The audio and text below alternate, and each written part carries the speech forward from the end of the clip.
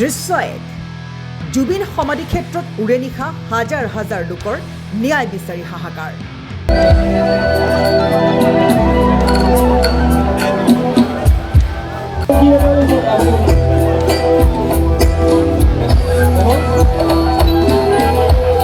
দৃশ্য দুই আনফালে আকৌ জুবিনৰ ন্যায় বিচাৰি ৰাজপথত নামিল বিজেপি।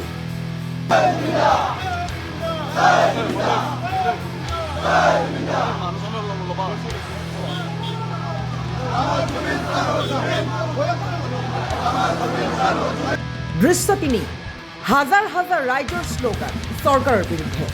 বিজেপি চৰকাৰ মুৰ্দাবাদ।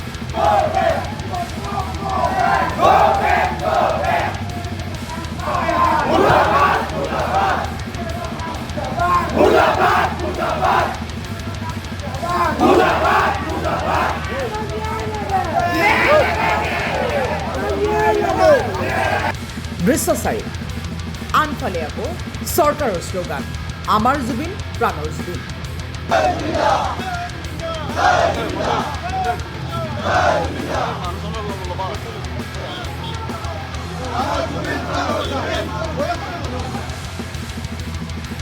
এইখন ৰাজ্যত অনেক অনেক ৰূপত জুবিনৰ ন্যায় বিচাৰি প্ৰতিবাদ।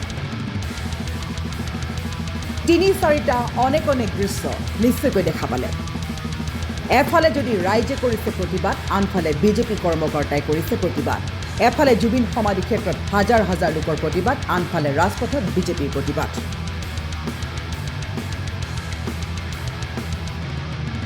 এতিয়া ৰাইজৰ প্ৰশ্ন, প্ৰকৃত জুবিন অনুৰাগী কোন হয়? যিদৰে ৰাজ্য চৰকাৰো একেই প্ৰশ্ন যে প্ৰকৃত জুবিন অনুৰাগী হয় কোন?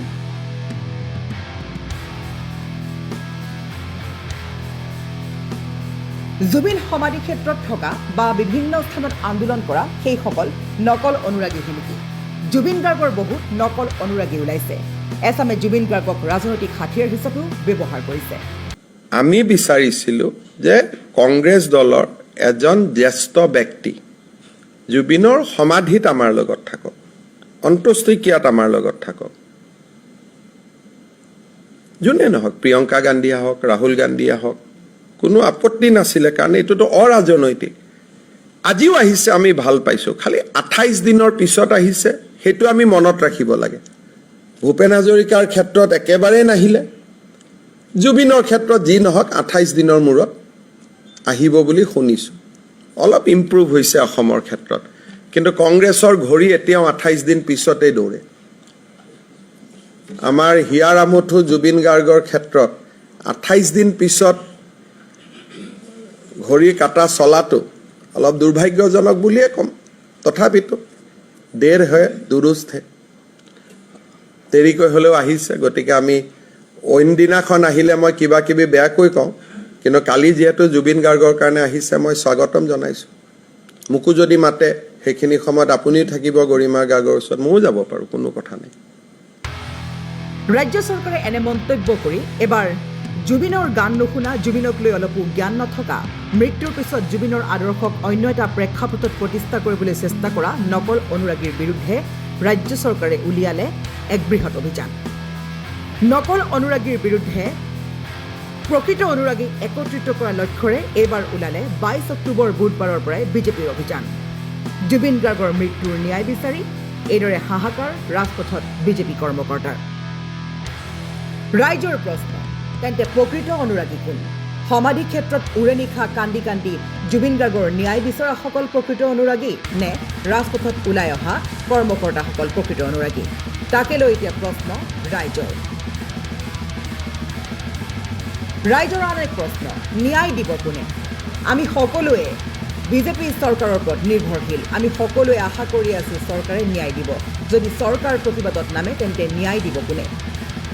ন্যায় বিচাৰিম কাক? জুবিন গাৰ্গৰ ন্যায় প্ৰকৃততে দিব কোনে? এয়া বিভিন্ন স্থানত ৰাইজৰ প্ৰশ্ন।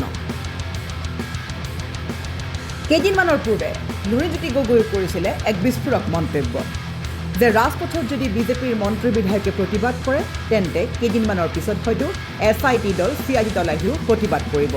ন্যায় দিব কোনে? কোনোবাই ৰাজপথত তেওঁলোকে আহিব খুজিছে, অহাত আপত্তি নাই, কিন্তু কথা হ'ল যে তেওঁলোকেই চৰকাৰ চলাই আছে।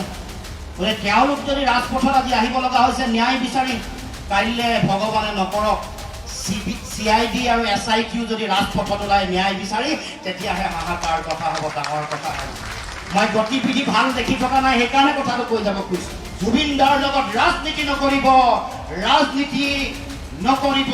আমি যিসকলে আনুষ্ঠানিকভাৱে ৰাজনীতি কৰোঁ তেওঁলোককো কৈছোঁ যে ৰাজনীতি নকৰিব জুবিন দাক লৈ। আৰু যিসকলে ৰাজনীতি নকৰোঁ বুলি কৈ, ৰাজনীতি নকৰা যিসকল অৰাজনৈতিক ব্যক্তি, তেওঁলোকে ৰাজনীতি কৰিব নালাগে বুলি কৈ কিছু ইয়াৰ লগত জড়িত মানুহক ৰক্ষণাবেক্ষণ দিবৰ কাৰণে যি ৰাজনীতি কৰিছে সেইটো বন্ধ হ'ব লাগে, সেইটো বন্ধ হ'ব। স্পষ্ট কথা, ময়ো জুবিন দাৰ দৰে শিকিছোঁ, চিধা কথা কোৱা মানুহ, খোলা কথা কোৱা মানুহ। ময়ো ভয় কৰিবলগীয়া নাই, ভয়ো নকৰোঁ, ৰাজনীতিও নকৰিব আৰু অভিনয়ো নকৰিব। জুবিন দাক লৈ প্ৰাপ্তিৰ কাৰণে, নিজৰ স্বাৰ্থৰ কাৰণে, স্বাৰ্থন্বেষী চিন্তাৰে ৰাজনীতিও নকৰিব, নাটকো নকৰিব। ৰাজ্য চৰকাৰৰ মতে জুবিন গাৰ্গৰ মৃত্যু তদন্তৰ বাবে ন্যায় বিচাৰি ৰাজপথত ওলোৱা যি ভয়ংকৰ হিংসাত্মক পৰিস্থিতিৰ সৃষ্টি কৰা সেইসকল কোনো কাৰণতে হ'ব নোৱাৰে জুবিন অনুৰাগী। জুবিন জীৱিত কালত সেইসকলে জুবিনৰ এটা গানো শুনা নাছিল, জুবিনৰ সন্দৰ্ভত নাছিল কোনো জ্ঞান। মৃত্যুৰ পিছত জুবিন গাৰ্গৰ এই আদৰ্শক লৈ এতিয়া এছামে চলাইছে ৰাজনীতি। এইখন বিষ্ণুপ্ৰসাদ, জ্যোতিপ্ৰসাদ, ভূপেন হাজৰিকা জুবিনৰ অসম, ইয়াত ৰাজনীতি কৰিবলৈ দিয়া নহ'ব। সেয়েহে নকল অনুৰাগীৰ বিৰুদ্ধে এবাৰ ৰাজপথত নামিল বিজেপিয়ে প্ৰকৃত অনুৰাগী বিচাৰি। ৰাইজে প্ৰশ্ন কৰিছে, তেন্তে প্ৰকৃত অনুৰাগী নকল অনুৰাগী কোন? জুবিন গাৰ্গৰ গান শুনি অহা প্ৰত্যেকগৰাকী অনুৰাগী নকল অনুৰাগী নেকি? জুবিন সমাধি ক্ষেত্ৰত উৰে নিশা কান্দি কান্দি জুবিনৰ ন্যায় বিচাৰি হাহাকাৰ কৰাসকল নকল অপৰাধী নেকি? তেন্তে প্ৰকৃত অপৰাধী কোন? ৰাইজৰ প্ৰশ্ন। বিজেপিয়ে ৰাজপথত নমাৰ মাত্ৰকে সেইসকলহে মাথো জুবিনৰ প্ৰকৃত অনুৰাগী নেকি? এতিয়া মুঠৰ ওপৰত এই বিষয়টো সম্পূৰ্ণৰূপে বিশৃংখলাত সোমাই পৰিছে। প্ৰকৃত অনুৰাগী কোন? এতিয়া প্ৰকৃত অনুৰাগী বিচাৰি বিচাৰি ৰাইজৰ মাজত লাগিছে হাহাকাৰ। নকল কোন, আচল কোন? নকল কোন, প্ৰকৃত কোন? তাকে লৈ এতিয়া চলিছে সমগ্ৰ ৰাজ্যত হাহাকাৰ। জুবিন সমাধি ক্ষেত্ৰত কান্দি কান্দি প্ৰতিবাদ কৰাসকল আচল নে নকল? নে বিজেপিৰ যি কৰ্মকৰ্তা সদস্যসকল ৰাজপথত নামি আহিল তেওঁলোক আচল নে নকল? তেন্তে আচল বা নকল অনুৰাগী হয় কোন? আপোনালোকে কৰক মন্তব্য। আপোনালোকৰ দৃষ্টিত জুবিন গাৰ্গৰ বাবে ন্যায় বিচাৰি থকা অনুৰাগীসকল প্ৰকৃত অনুৰাগী নে নকল অনুৰাগী? আনহাতে বিজেপিয়ে যি ৰাজপথত অভিযান চলাইছে নকল অনুৰাগীৰ বিৰুদ্ধে, তেন্তে সেইসকল প্ৰকৃত নে নকল অনুৰাগী? নকল আচল কৰি কৰি এতিয়া সৃষ্টি হৈছে বিশৃংখল। কি ক'ব আপুনি? আনহাতে ৰাজ্য চৰকাৰে কৈছে যে কোনো দুখীয়ে যাতে কোনো পধ্যে হাৰি যাব নোৱাৰে তাৰ বাবে আৰম্ভ কৰিছে জনসমদল। পৰ্যায়ক্ৰমে ঠায়ে ঠায়ে হ'ব বিজেপিৰ এই জনসমদল। নলবাৰীৰ পৰা ইতিমধ্যে আৰম্ভ হ'ল বিজেপিৰ এই ন্যায় যাত্ৰা। জানিব পৰা মতে নলবাৰীৰ বাছ আস্থানৰ পৰা গৰ্ডন খেলপথাৰলৈ চলিছিলে এই বিশেষ সমদল। নলবাৰী জিলা কমিটিৰ উদ্যোগত প্ৰাণৰ শিল্পী জুবিন গাৰ্গক ন্যায়ালয়ৰ জৰিয়তে সঠিক ন্যায় প্ৰদানৰ আহ্বানত আয়োজন কৰা হৈছিল এই সমদল। যি সমদলত অংশগ্ৰহণ কৰিছিল ৰাজ্যিক বিজেপিৰ সভাপতি দিলীপ শইকীয়া, কেন্দ্ৰীয় ৰাজনীতিক মন্ত্ৰী পবিত্ৰ মাৰ্ঘেৰিটা, মন্ত্ৰী চন্দ্ৰমোহন পাটোৱাৰী, জয়ন্ত মল্ল বৰুৱাকে আদি কৰি কেইবাগৰাকীও মন্ত্ৰী বিধায়ক। আৰু পৰৱৰ্তী সময়ত 23 অক্টোবৰতো মঙলদৈ, 24 অক্টোবৰত ডিব্ৰুগড়, ধেমাজি, কাছাৰ এইদৰে চলাব বিজেপিয়ে ন্যায় যাত্ৰা। এতিয়া প্ৰশ্ন হৈছে, জুবিন সমাধি ক্ষেত্ৰত উৰে নিশা কান্দি কান্দি প্ৰতিবাদ কৰাসকল প্ৰকৃত নে নকল? আনহাতে নলবাৰীৰ পৰা আৰম্ভ কৰা সেই অভিযানত নমা বিজেপিৰ কৰ্মকৰ্তাসকল প্ৰকৃত জুবিন অনুৰাগী নে নকল অনুৰাগী? এতিয়া ৰাইজৰ মাজত বাৰে বাৰে কৈছে সৃষ্টি কৰিছে বেমেজালি। এতিয়া প্ৰশ্ন হৈছে, আচল কোন, নকল কোন? এতিয়া সম্পূৰ্ণ অসমত চলি আছে আচল অনুৰাগী, নকল অনুৰাগী। পিছে ন্যায় হ'ব কেতিয়া? নে এইবোৰ বিষয়তে চলি থাকিব সমগ্ৰ প্ৰক্ৰিয়া? প্ৰশ্ন সকলোলৈ, ই শাসিত চৰকাৰ অথবা বিৰোধী চৰকাৰ, সকলোলৈকে সমগ্ৰ ৰাইজলৈ এতিয়া মাত্ৰ এটাই প্ৰশ্ন যে প্ৰকৃত জুবিন অনুৰাগী আৰু নকল অনুৰাগী হয় কোন? তাকে লৈ এতিয়া বিচাৰি ৰাজ্যত লাগিছে হাহাকাৰ। পিছে এইদৰেই জুবিনৰ ন্যায় পিছ পৰি ৰ'ব নেকি? তাৰ মাজতে একাংশৰ চিন্তা। জুবিনৰ ন্যায় পাব কেতিয়া? ৰাজ্যত মাথো চলি আছে এতিয়া প্ৰকৃত নকল অনুৰাগীৰ মাজত কম্পিটিশ্যন। আমাৰো এটাই প্ৰশ্ন, জুবিন গাৰ্গৰ ন্যায় কেতিয়া? শীঘ্ৰেই লাগে জুবিন গাৰ্গৰ ন্যায়, ৰাইজৰ দাবী। সকলোৰে দাবী, প্ৰত্যেকগৰাকী লোকৰে দাবী। গতিকে তেওঁ হৈছে আমাৰ শিল্পী। এইখন জুবিনৰ অসম, আমি জুবিন চামৰ মানুহ। সেয়েহে সকলোৰে প্ৰশ্ন মাথোঁ, জুবিনদাৰ ন্যায় কেতিয়া?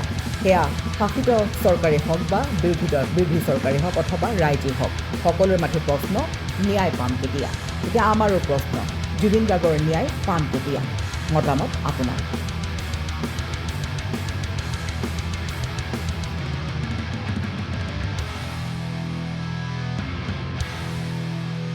News desk report, news 8 Assam.